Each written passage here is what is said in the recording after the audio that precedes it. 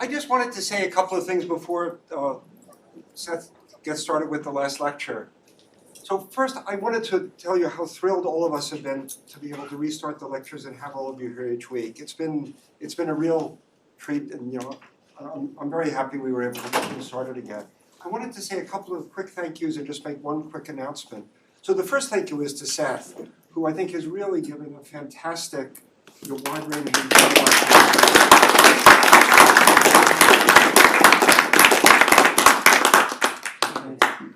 I also wanted to thank Mary Hines, who all of you met. She's the operations manager for the Fermi Institute.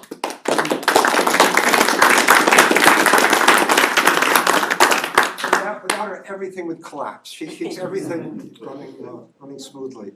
So I wanted to let you know we're working on the lecture series for the fall. I think all of you have given your email addresses. If you haven't, you should give your email address to Mary, and we will be in touch about the planning for the fall lecture series.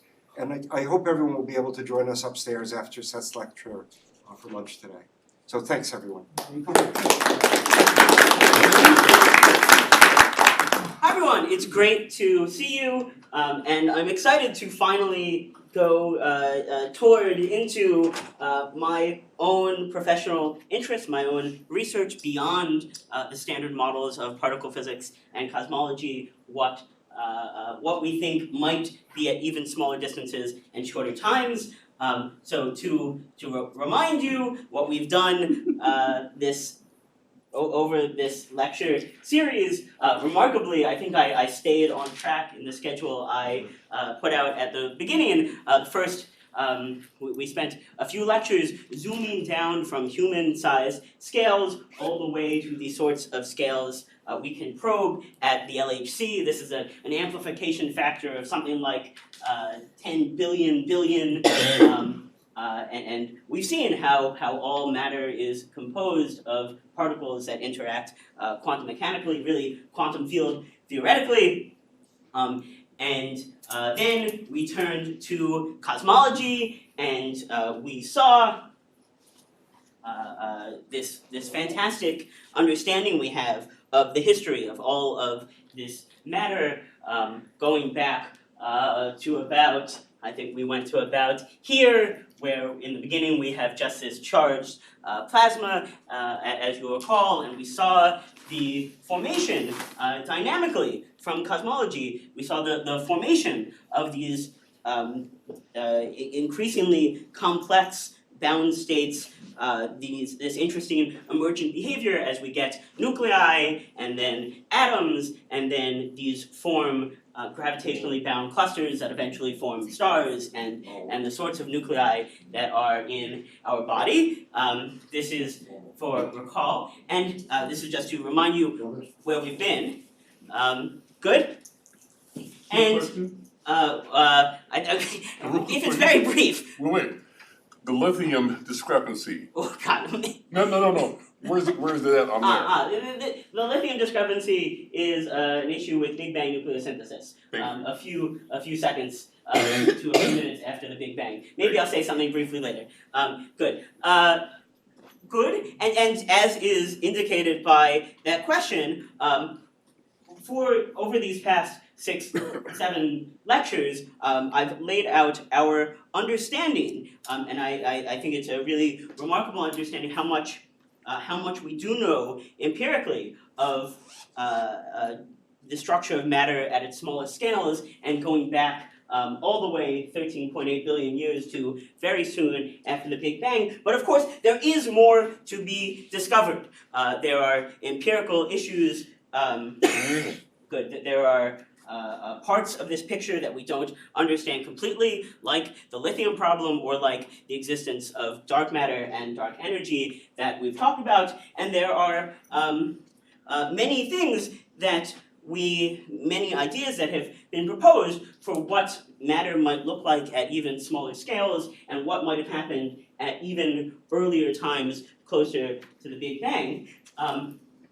And I wanted to finally get to tell you about some of this today. This is the sorts of things I actively think about as a theoretical particle physicist interested in physics beyond the standard model. we want to know, what is at even smaller scales, these things that we haven't yet figured out empirically. But I should also emphasize that this is also the realm of experimental particle physics, and there is everyone in this field is focused on. There are many people, many people focused on trying to probe even smaller scales, trying to stress test these standard models of particle physics and cosmology to figure out subtle ways in which it might break down to tell us about what's there at earlier times and smaller distances. I already quelled over supercolliders, showed you this slide a month ago or so, but indeed this is a fantastic experimental effort. I have to try not to distract myself too much by from the theory that I want to get to by telling you just how amazing the experimental efforts here are, and this is a big plot of many of the things that new particles that might be there at smaller distances that we're searching for at the Large Hadron Collider, trying to indeed figure out how the standard model might break down. And it's not just colliders. There are tons and tons of fantastic experimental efforts trying to look for new signatures, new signals of physics at smaller scales. In addition to things like colliders, there are all sorts of precision tests of the standard model. There's dark matter direct detection. There are also all sorts of telescopes looking at light in all sorts of wavelengths. Here's the Atomica, I forget what the large millimeter array, something like that. An enormous radio telescope array in South America. Here is the James Webb telescope, which we recently sent up, and there's really fascinating particle physics that we're learning from it. Also in the X-ray at the most extreme end of light we can see. And we also probe the universe not only in photons, now we have things that are essentially neutrino telescopes, looking out into space at astronomical neutrino signatures. I think I mentioned this detector in response to some questions some weeks ago, but I don't really have the time to properly tell about this. But it's a beautiful, amazing detector idea. Basically, some very bright astronomers and cosmologists and particle physicists had the idea to put detectors in the ice under Antarctica, because they realize that is in some sense a very clean environment. So they have these multiple kilometer long detector arrays that they have sent down in boreholes in the Antarctic ice, and they can use this to look for astronomical neutrinos that come in and interact with the ice. Just to try to get across that we're really probing the universe in all sorts of ways. And in fact, most recently, and I regret that I haven't really had time to introduce this, but most recently we have a new sort of window into the universe with gravitational waves. We've talked about how general relativity means that space-time is dynamical, and in fact, just like, we've talked a bunch about how the appearance of wave behavior is everywhere. Out of fundamental physics, and indeed you can have gravitational waves, and with LIGO, this is in some sense the most exciting development over the past decade or so. We have been able to observe in gravitational waves collisions of black holes billions of years ago that are such enormously energetic events that they wiggle space-time in a large enough way that we see a signature here on Earth in these very precise experiments. But we're looking in all sorts of ways is the point. And then this week I was at a conference in Pittsburgh. Unfortunately, they haven't uploaded the photo from Pheno 2023 yet, but I was there last year as well. Indeed, somehow for some reason, I always tend to end up in the front row of group photos. But anyway, just to get across that there really is, this is one of the largest annual conferences of people really interested in connecting particle physics theory and experiment, empirical observations. Pheno is short for phenomenology. That's in general this sort of field.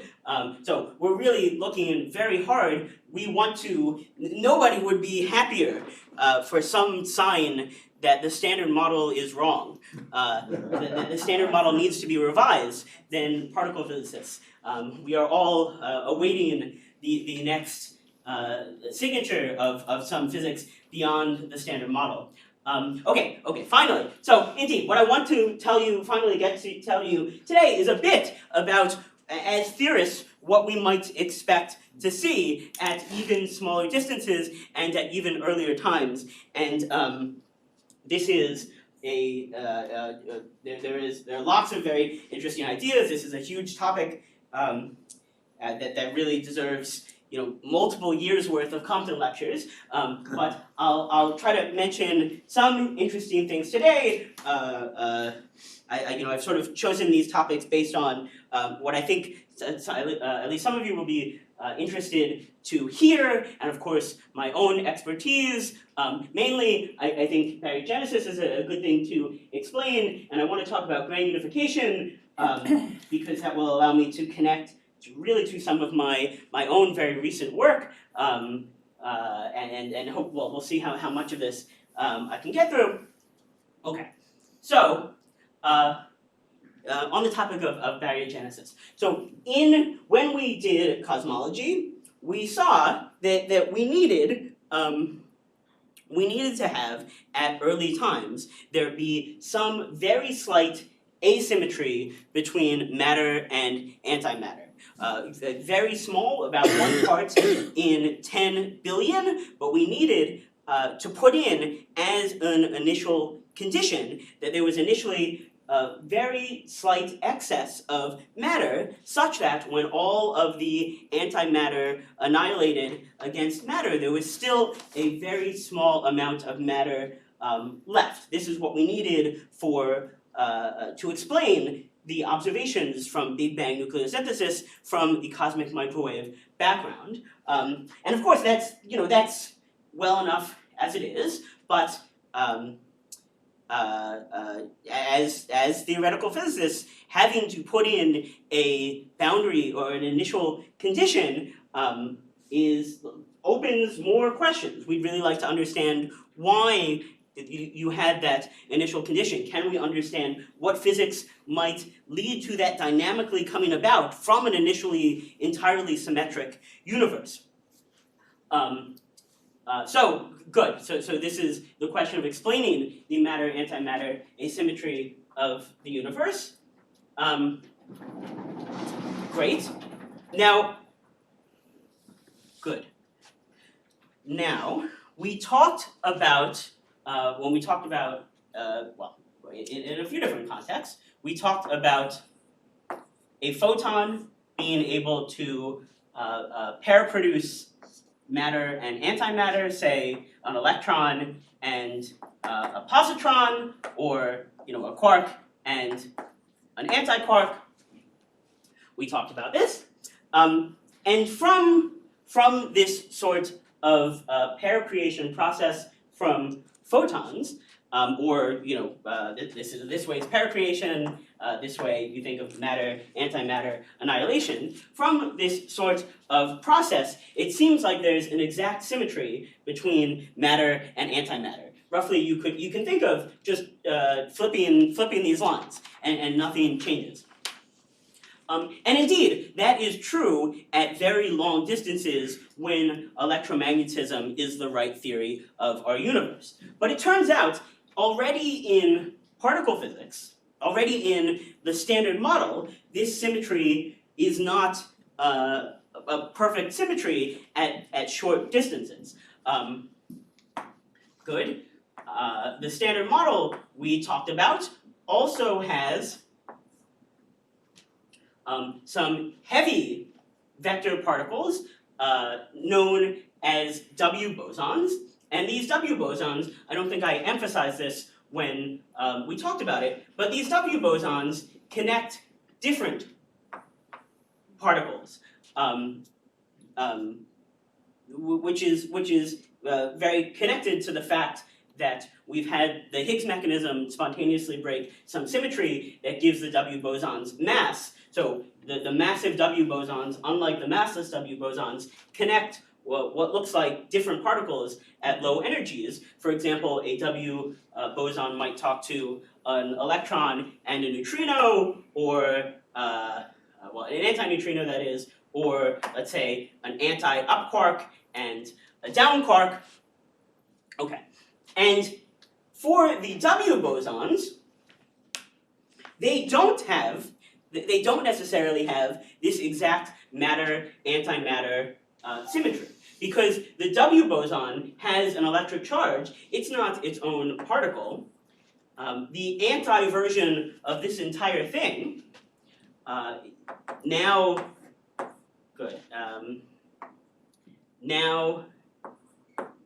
talks to the anti-versions of these particles. Good.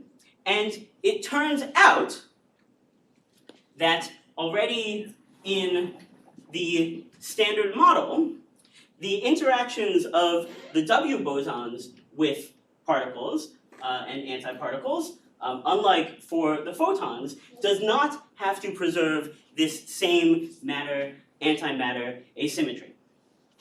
Okay, and in fact, we understood this violation of matter-antimatter asymmetry already far before we'd discovered the W bosons. Let me mention briefly, it was originally discovered in the context of kaon decays. What do I want to say? Kaons, we talked about the strong interaction and the quarks being bound up in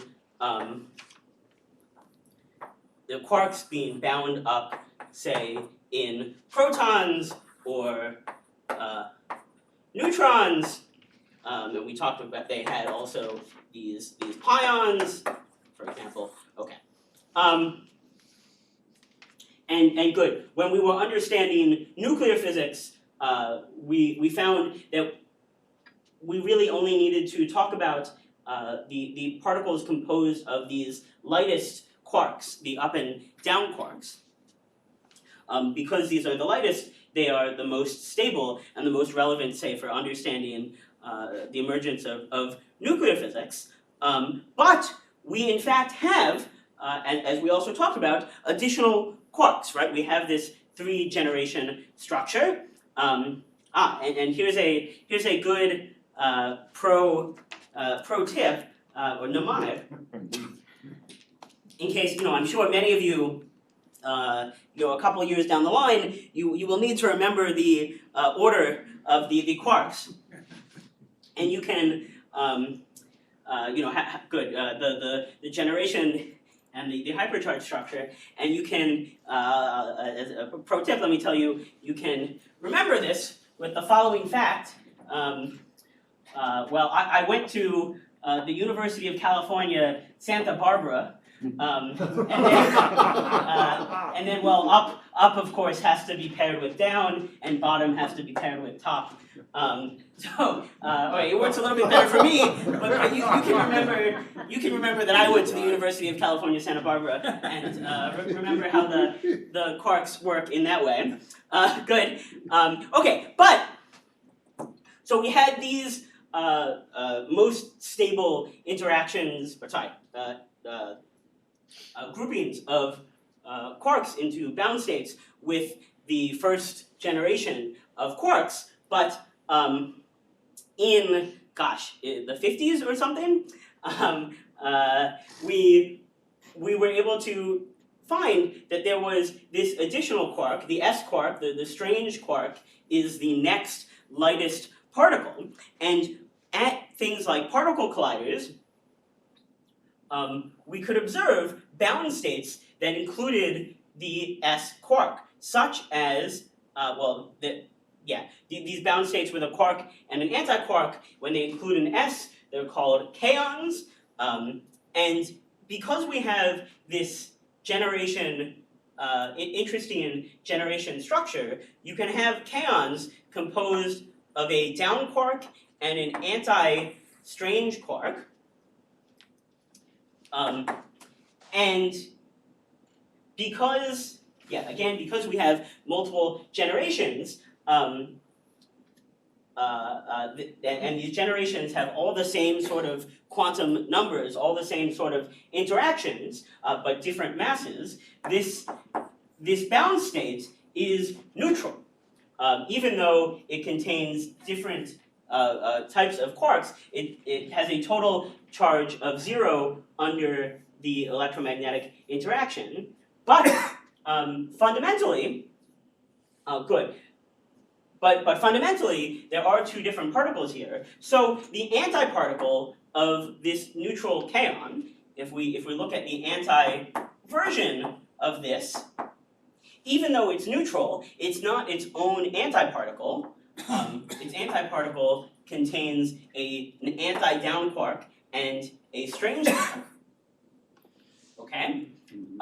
So the matter-antimatter asymmetry here, even though you have a neutral system, which is easier to study, acts quite non-trivially. And indeed, by very carefully and cleverly understanding the interactions and, in particular, the decays of these kaons, the decays of these kaons involve the W bosons when we understand the full standard model, and so they can be affected by the fact that these W bosons don't exactly preserve the matter-antimatter symmetry. Well, you could look at things like this. Anyway, all right. Well, I have to apologize to Professor Blucher, who I believe in his earlier years did some instrumental work on exactly this issue of understanding these kaon decays and measuring the violation of matter-antimatter asymmetry, because I don't think I don't have enough time with this to really do this justice. This is a fascinating topic, and you can ask Ed about CP violation in kaons later if this is something that really interests you. But in fact, indeed, the point is that the standard model itself does not perfectly preserve this matter-antimatter asymmetry, which maybe already makes you a little bit more comfortable with the fact that we see some violation, that we need some violation of matter-antimatter asymmetry. And I wanted to, I think at least one of you will be intrigued by the comment that this is a place where complex numbers seem really crucial in understanding the particle physics. There's some essentially, if you could entirely describe these, okay, and you can ignore this comment if it doesn't make any sense to you, but if you could describe these interactions with entirely real numbers, then in fact you would not see any of this matter-antimatter symmetry violation.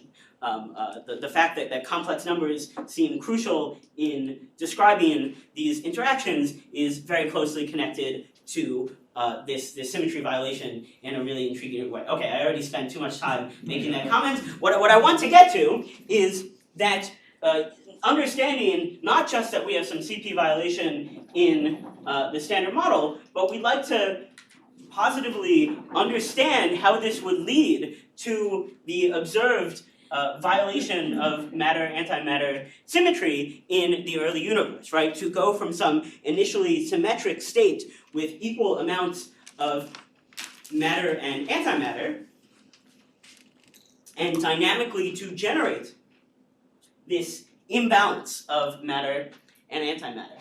Now, Good. Now let me try to explain something at least about this mechanism.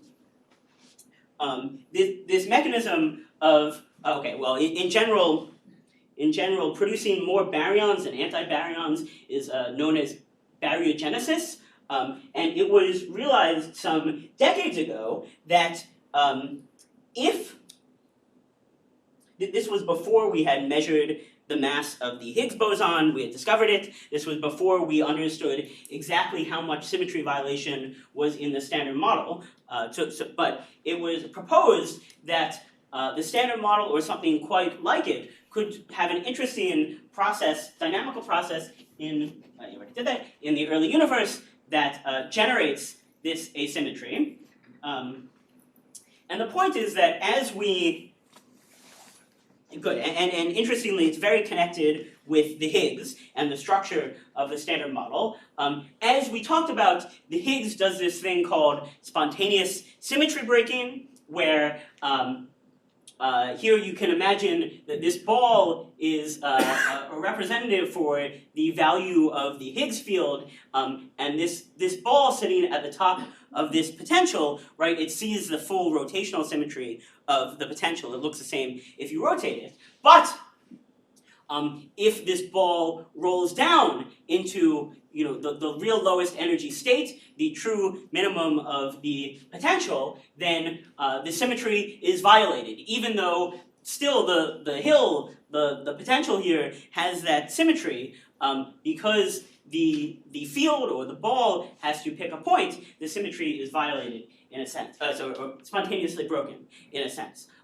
Good. Now this happens, we understood this for particle physics, for this being a way to give masses to, say, the W bosons, and in fact also to the Standard Model fermions. But in keeping with what we talked about during the cosmology section, we want to understand how that particle physics that we experimentally discovered at colliders affects the early universe. What happens if we take the particle physics we know and now put it in the setting of the early universe with a very hot plasma?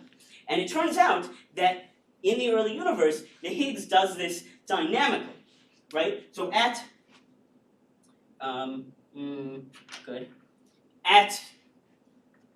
temperatures much greater, say, than the mass of the Higgs, or the electroweak scale, whatever floats your boat there, the Higgs, at very high temperatures, the Higgs is trapped at the top of that potential due to thermal effects, which are interesting, but I can't get into. Let me represent that.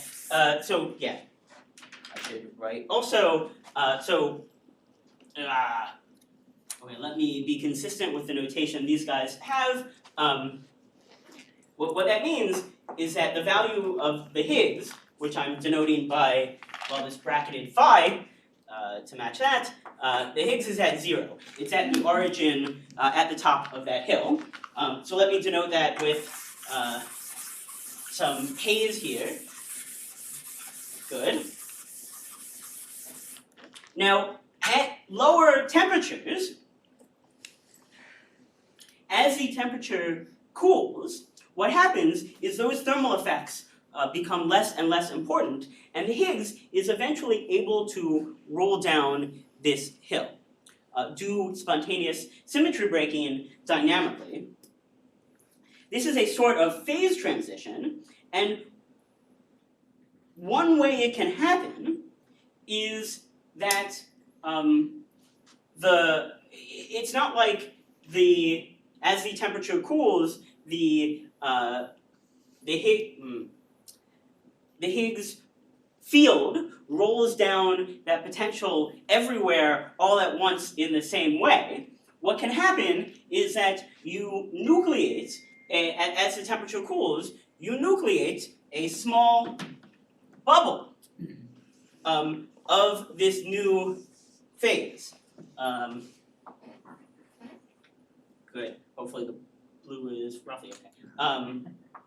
You nucleate a small bubble in which the Higgs has rolled down its potential and you're in the broken phase. What you should think of, just recall the everyday experience of boiling water on a stove, right? In that case, it doesn't happen that you have some liquid phase of H2O and you're heating up the pot of water, and it's not the case that as the temperature gets to 100 degrees, suddenly all of the liquid water turns to steam all at once. Thankfully, that would be very bad for cooking. Instead, of course, what happens is you form bubbles of the gaseous phase, right? And that's what you see as boiling. And it's possible for the same thing to happen in the early universe. For you to form these bubbles where the Higgs has gone from the electroweak symmetric phase to the spontaneously broken phase, and it doesn't just happen in one place, it happens in many places, and once these bubbles nucleate, they grow in size, and eventually as the temperature continues cooling, the electroweak symmetry broken phase takes over. But what I want to mention is that there is some very interesting physics associated with, what you can call these bubble walls, the places where the broken phase, the true minimum energy configuration, meets the unbroken phase, right? As the broken phase, the true low energy configuration is taking over this space. And these bubble walls can have some very interesting dynamics. And unfortunately, I'm not going to be able to, it would take another lecture or two to really explain this in detail, although it's an absolutely fascinating topic. But it can be the case that the interactions of the standard model fermions with the walls of this bubble, maybe also from the inside, they involve the symmetry violation that we've seen from the W bosons, from the electroweak sector already, in a way that selectively enhances the abundance of matter with respect to antimatter. You find that this antimatter asymmetry matter symmetry is violated by these bubbles in a very interesting way. Okay, so this was a fantastic suggestion back when we hadn't yet measured the standard model very precisely. It was thought that maybe even in the standard model itself, this would happen, and we'd have immediately, we'd understand how the matter-antimatter symmetry was generated from the standard model physics. It turns out, now that we have precisely measured, we discovered the Higgs and measured its mass, and we have precisely measured how much CP violation, matter-antimatter symmetry violation there is in the standard model due to the fantastic work of many experimental physics like Professor Blucher. It turns out that the standard model doesn't bear out this very simple picture.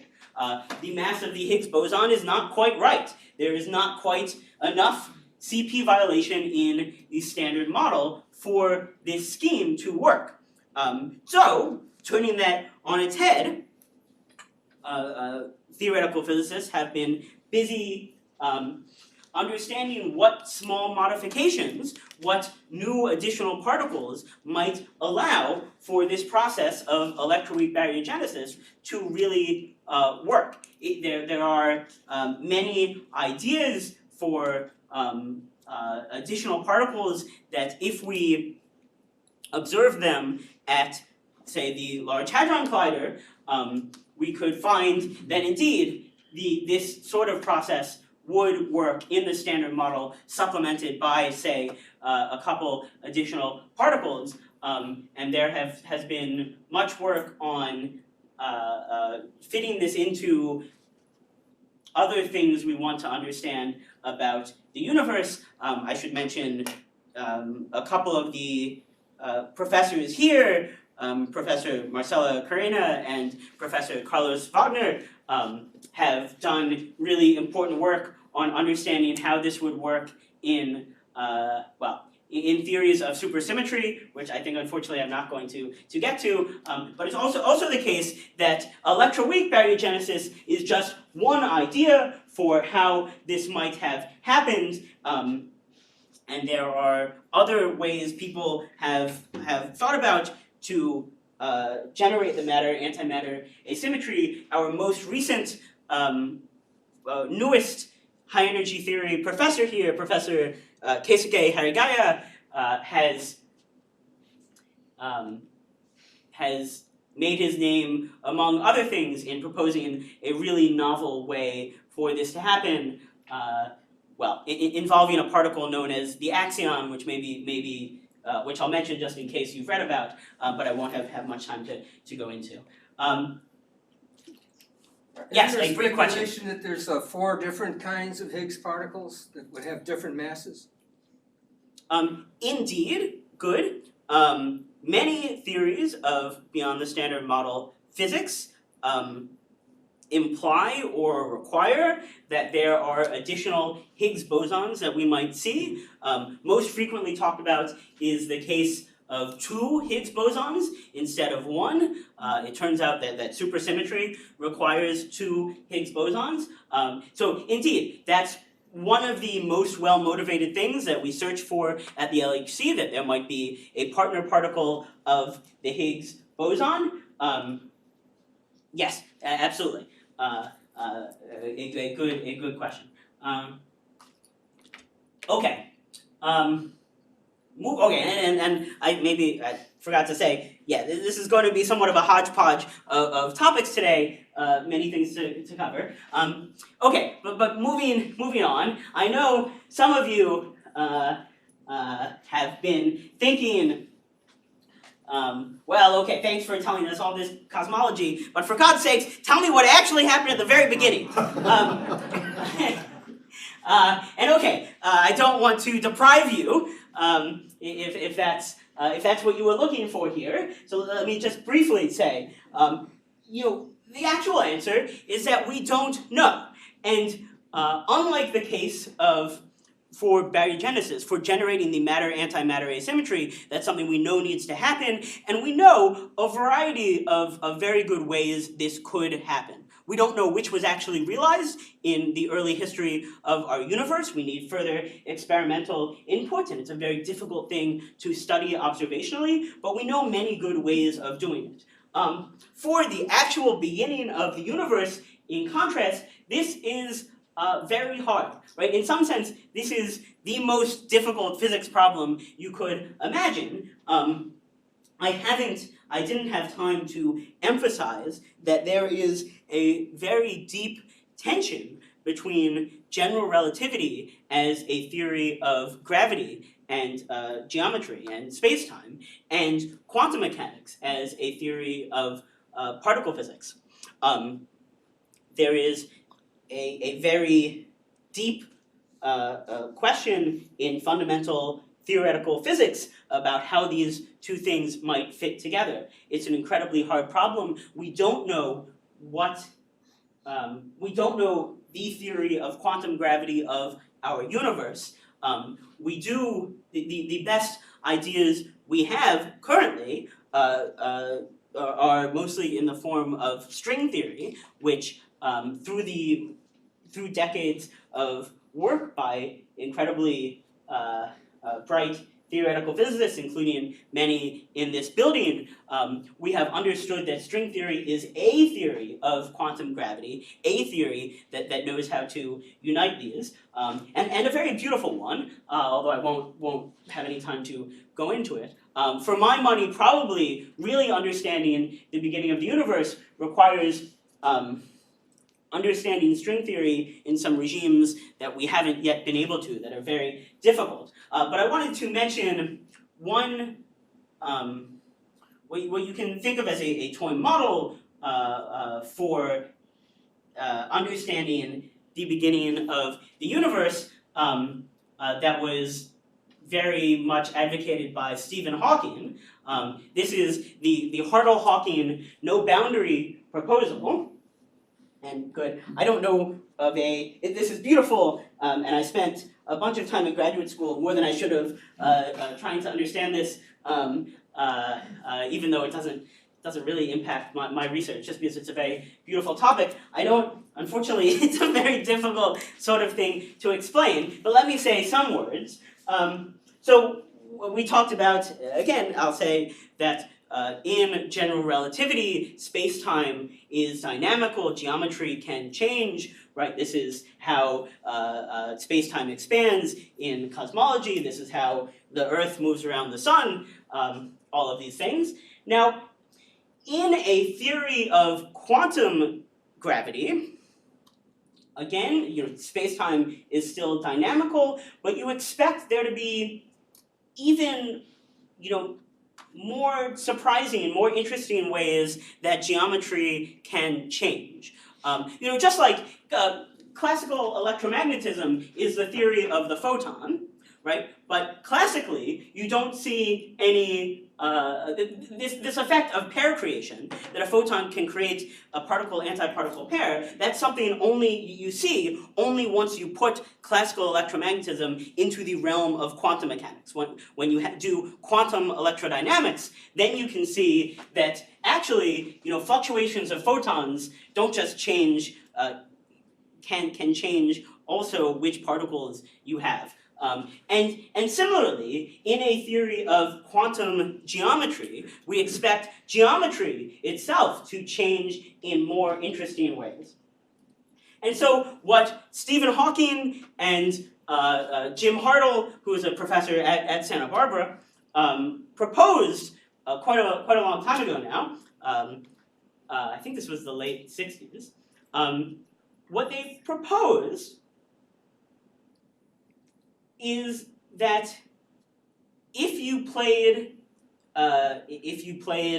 the universe back in time to even shorter distances, something that could happen in a theory of quantum geometry, and they wrote down a toy model in which it's not our universe, it doesn't contain all of the complexities of our universe, but they wrote down a toy model of quantum geometry, quantum gravity, in which as you went back toward the beginning of the universe, what could happen is that the time direction, the time dimension, you'll recall that our geometry that we live on has 3 spatial dimensions plus 1 time dimension, and what they propose is that in a theory of quantum gravity, if you go back to very, very dense the early universe, you could have the time dimension, in fact, turn into another spatial dimension. And this is extremely interesting because having a theory about the beginning of time is a very sort of singular issue, right? You end up, it's okay if you don't know this word, but you end up with singularities in the early universe. This is what prevents us from describing it with general relativity, just in the same way that you might have heard this word applied to black holes. There's also a singularity there that we need to understand. And it's very difficult to imagine how time might begin. But when you have spatial directions, those can just sort of smoothly cap off. they don't have to have a boundary at all. What you should have in mind is thinking about the, maybe I should draw something, just a sphere. My drawing skills aren't very good anyway. Recall the Earth, say, Earth.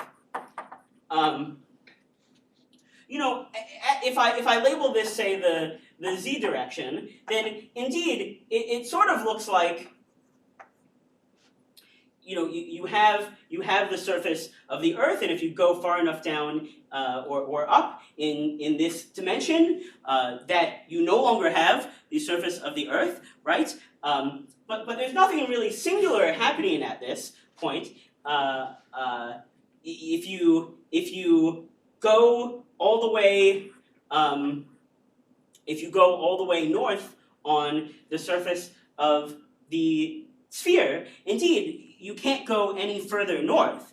But there's nothing singular about that. There's no boundary. There's nothing violent happening for you to hit. Right. The point is that the question, the naive question of what happened, say, before the Big Bang, which of course is something you hear people ask. That question might be like asking, what happens if you go north of the North Pole, right? It doesn't.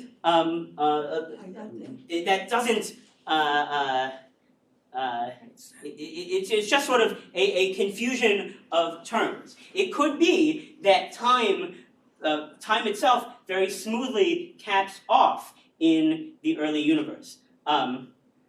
Good. Okay. I'm sorry. I don't have further. More intuitive explanations of that. But indeed, it's remarkable that they found this could happen in a theory of quantum geometry. You should definitely think of it as a toy model, but, and as I said, I think really understanding very early universe cosmology close to the Big Bang probably requires understanding string theory better. But I think this is a good model to have in your head as to how it could work. And it's probably some souped up version of that in string theory, perhaps. And I should say, because Hawking is a very popular figure, I'll just mention that for Hawking, understanding this process was very important for his understanding of the universe.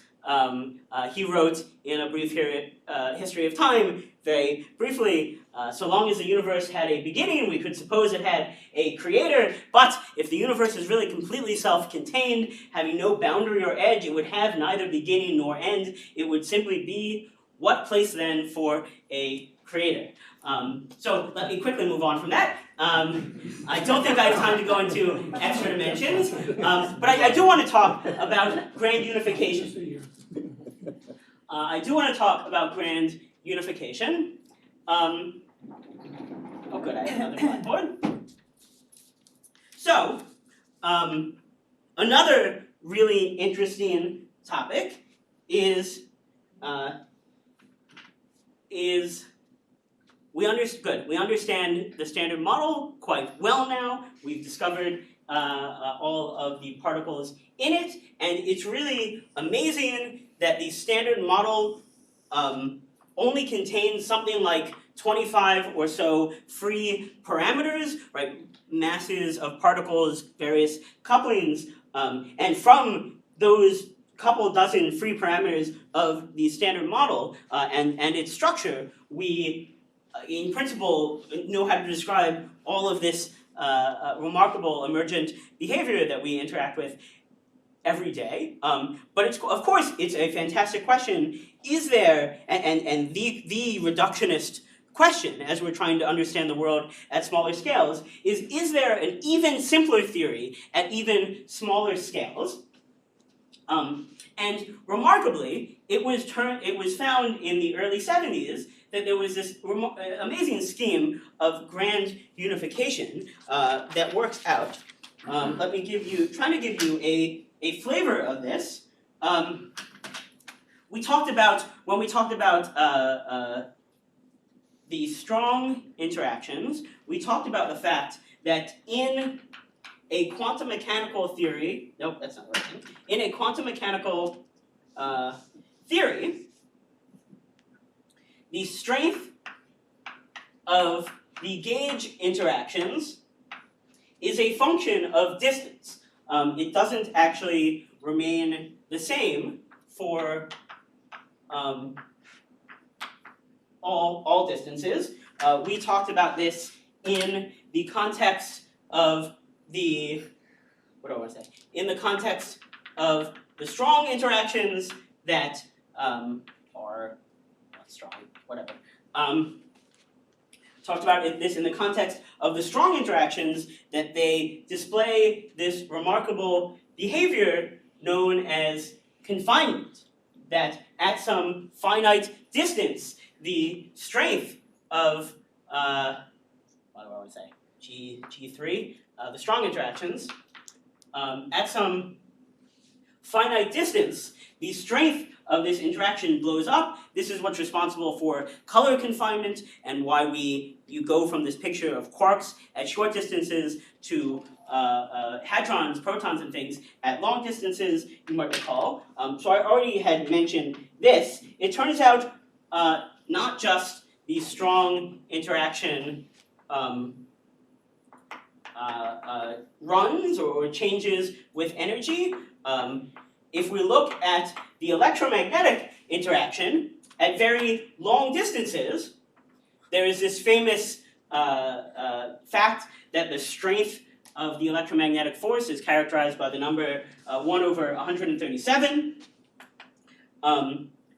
Good. But okay, this is not going to be a precision drawing. That's fine. But if you look at increasingly shorter distances, also the strength of the electromagnetic interaction, it gets stronger, in fact, at very short distances. And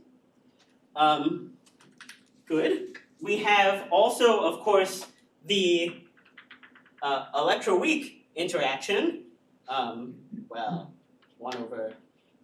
You'll recall the Higgs spontaneously breaks the electroweak interaction, so we don't have it at long distances. But above the mass of the Higgs, say, this also changes with distance. So let's say it starts something like this. I haven't even labeled this. Electromagnetism. This is the weak interaction, and it runs. And if you extrapolate this to to very large distances, what you find is that all three of the interactions, at least approximately, at some very short distance, they have the same strength. Even though in the infrared, at long distances, the electromagnetic force and the weak force and the strong force are incredibly different. It turns out when you include quantum mechanical effects, they have the same strength at some very small distance. And so it was realized in the 1970s that this could be a hint of something interesting that happens. At very small distances, our predictions here were based on the standard model, but of course new things can happen at short distances, and in particular, something that can happen is at this place where the strength of all these three forces meet. What could actually be the case is that above those energies, they are in fact one and the same sort of force. And that there is, as you think about going to longer distances, there is some spontaneous symmetry breaking, just like the Higgs in the standard model. You could imagine that all three of our forces were in fact unified, the same sort of thing at very short distances, and at some at this sort of grand unification scale,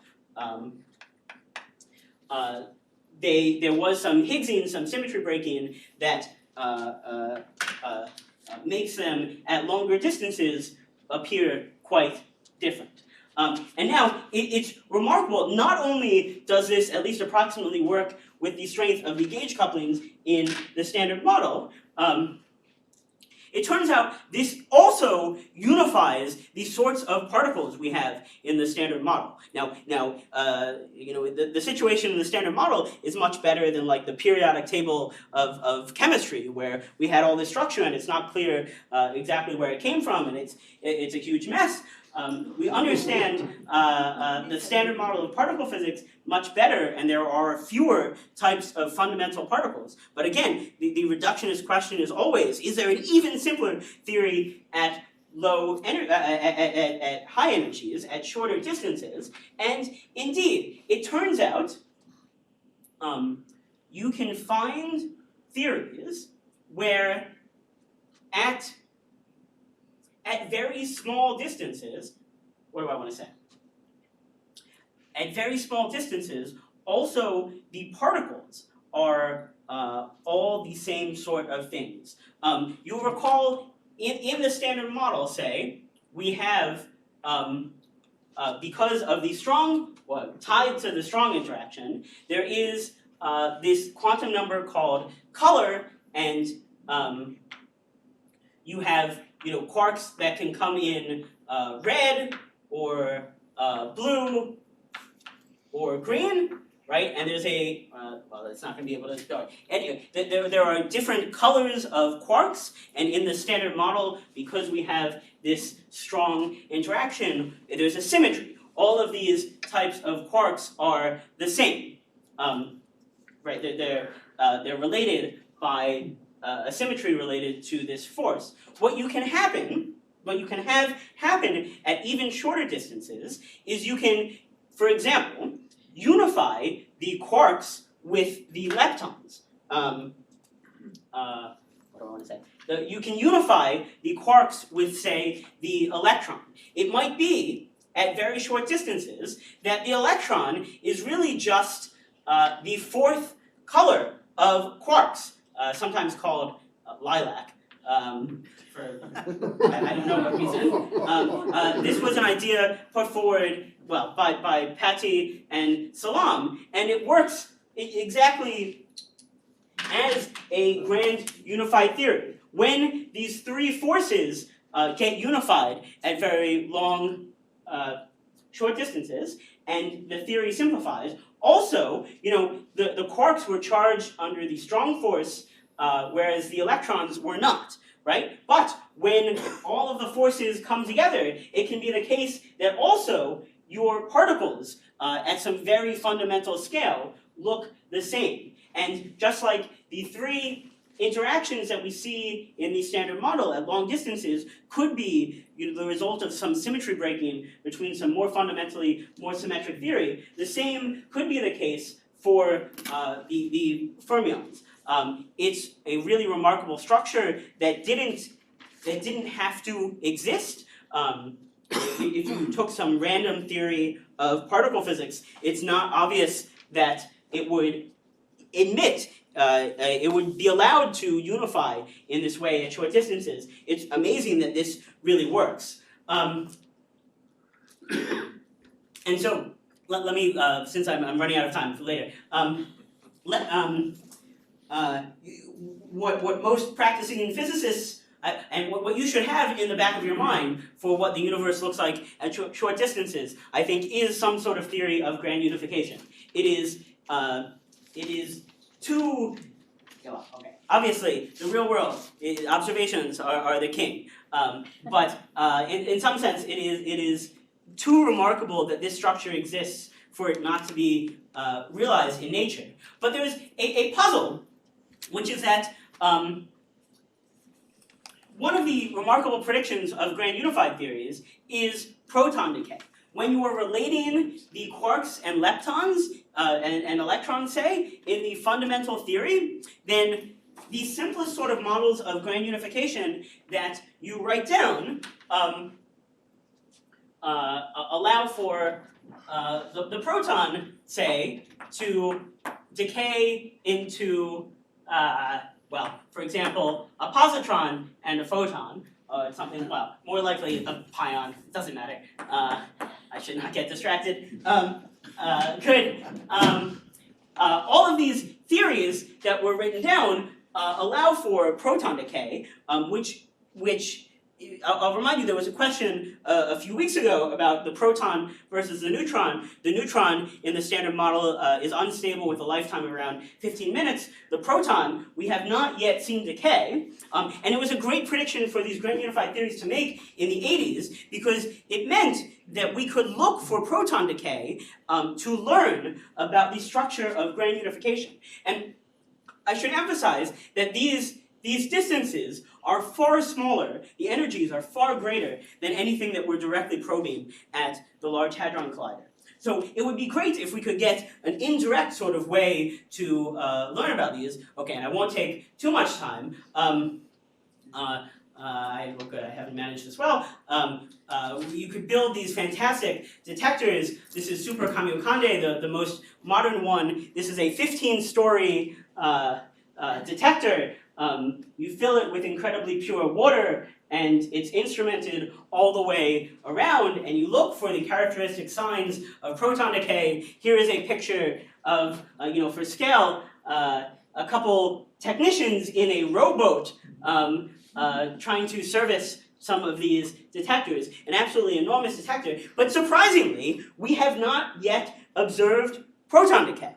It was predicted in the 80s, they thought that they would see it sort of immediately once they built these detectors. We still have not seen proton decay. All we have is a lower bound on the lifetime of the proton, and compared with the neutron's 15 minutes, the lifetime of the proton we know is longer than something like 10 to the 35 years. That is 100 million billion years.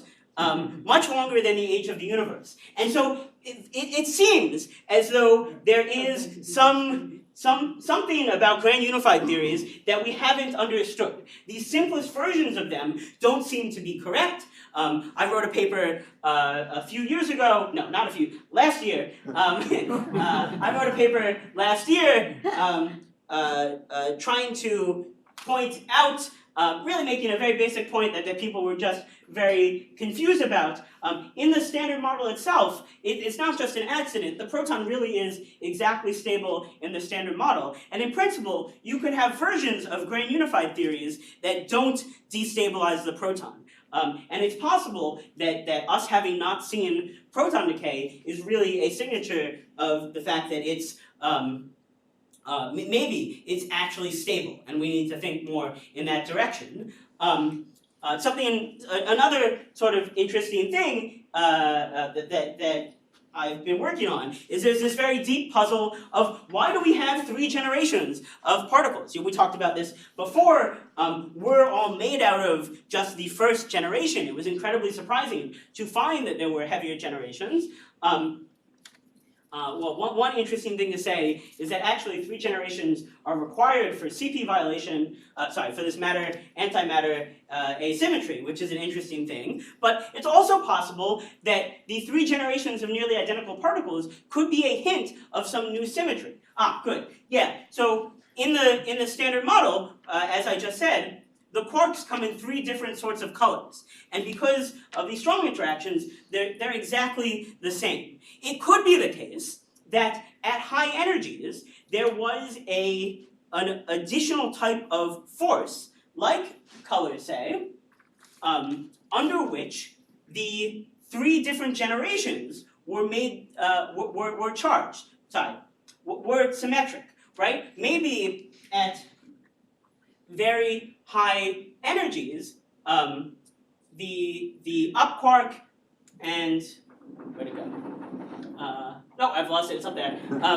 Yeah, good. Maybe at high energies, just like there are 3 versions of the up quark, red, green, and blue, that are completely symmetric, maybe up, charm, and top, at high energies, we're just 3 different symmetric versions of the same sort of particles. And again, some Higgsing, some spontaneous symmetry breaking, makes them look like different sorts of particles at low energies, makes them behave a bit differently, gives them different masses at low energies. This is a possibility which had been pointed out. You had seen some study in the literature, but in fact, some of the recent work that I've been doing has been studying these sorts of theories in more detail. I've mentioned I've been working with one of the string theory professors here, Clay Cordova. Sung Woo used to be a postdoc here, is now a professor in Korea. Kentaro is a professor at Tokyo. And we've been pointing out that some of these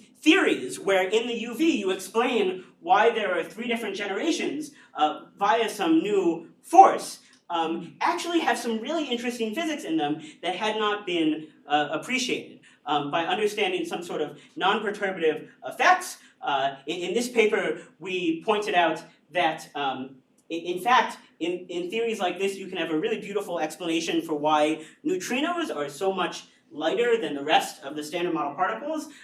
Let me, if you know any other theoretical physicists, don't tell them about this. This is, perhaps I shouldn't be showing this. This is future, well, the first time I'm mentioning this work in public, but it turns out this idea also has some interesting things to say about the quark sector, not just neutrinos. In fact, a deep problem related to this matter. Don't take a picture of this slide. What are you doing? I just told you it's secret.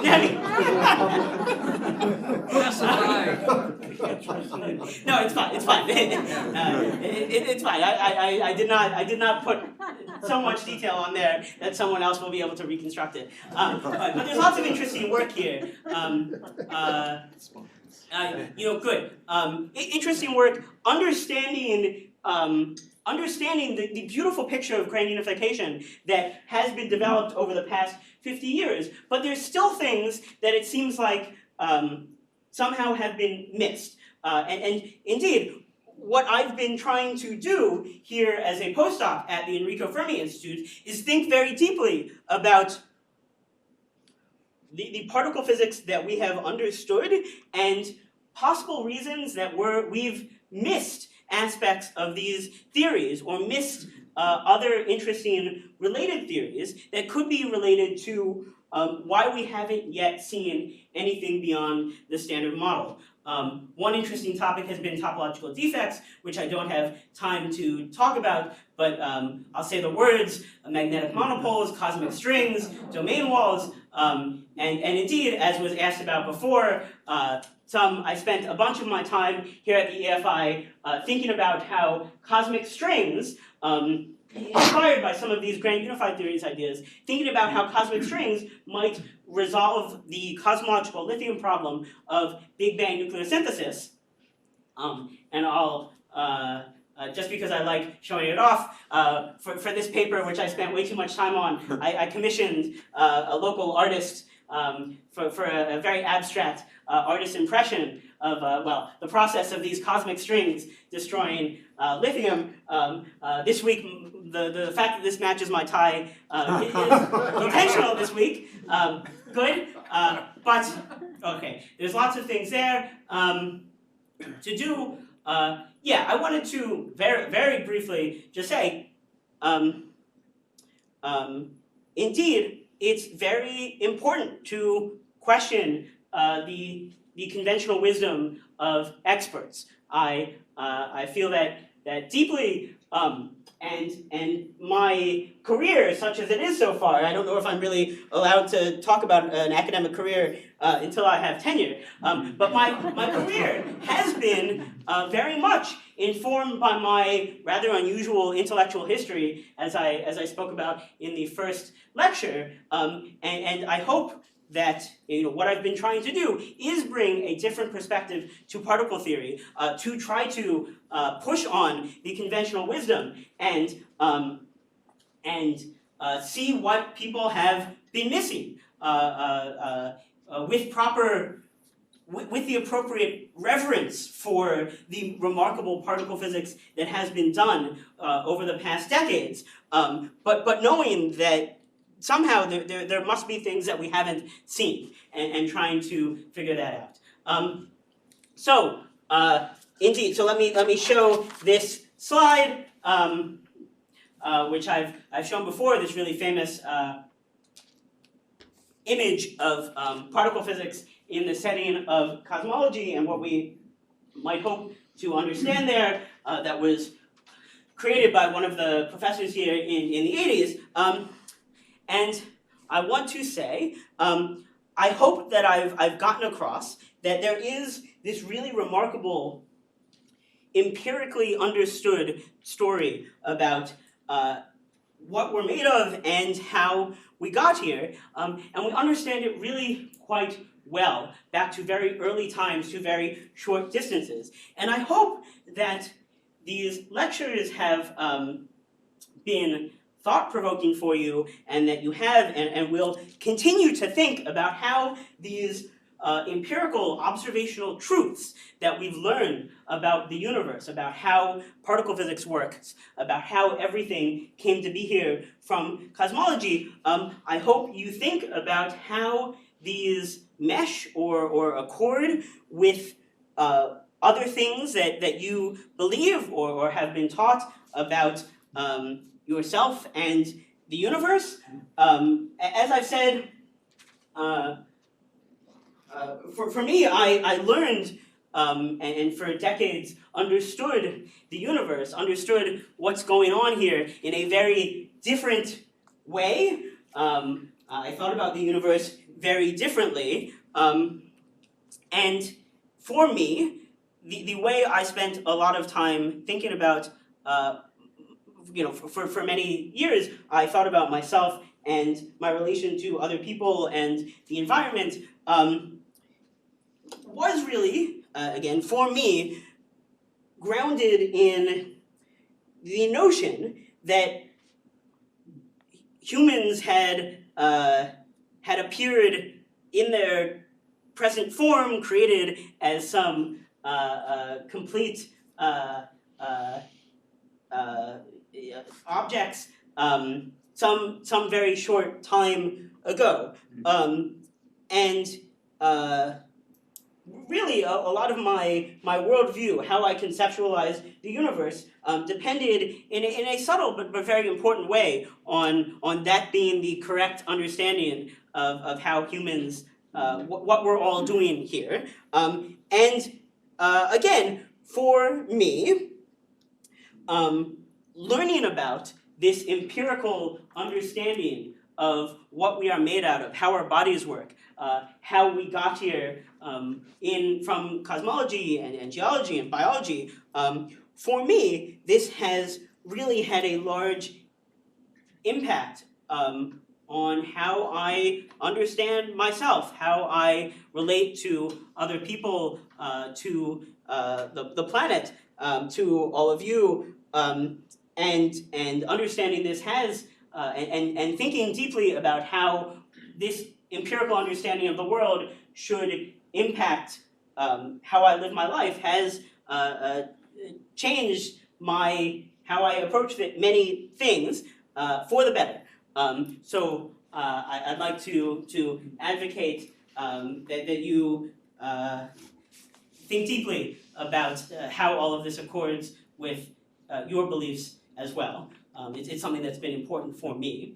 And finally, I would like to give my own thanks, firstly to Professor Blucher, who is the current director of the Enrico Fermi Institute, for the invitation to give these lectures, which has been a huge honor. And actually, more generally, I'd like to thank the Enrico Fermi Institute as an institution itself, and all of the high energy theory professors for having me here. As has been at the beginning of every slide, I've been here the past couple years as an Enrico Fermi Institute UMA fellow, and that means this is a prized fellowship, which means that I haven't been directly tied to other people's work or projects. I've been given an enormous privilege of intellectual freedom to really explore the universe, what might exist at very small scales and early times, as I've seen fit.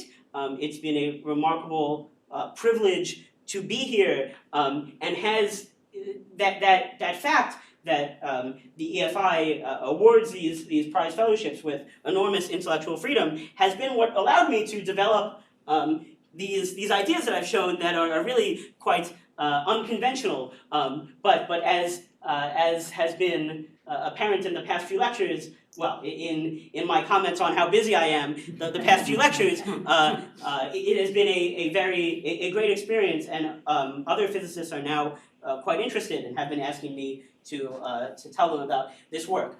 So I couldn't have done that without the institution here. And this fantastic fellowship. I'd like to also thank, of course, Mary, as you heard, has been doing, as you know, has been doing all of the technical stuff and making sure that these lectures are recorded and put online, and I couldn't have done this without her. Also, Sandy and Beth Ann in the EFI front office have handled all of the logistics and organizing for this, I believe, including the important logistics of lunch upstairs. And, of course, I'd like to deeply thank all of you. It's been a fantastic privilege and very rewarding. I've been flattered that you've been so interested in attending these lectures, and it's really been an honor to tell you all about the universe. So thank you very much.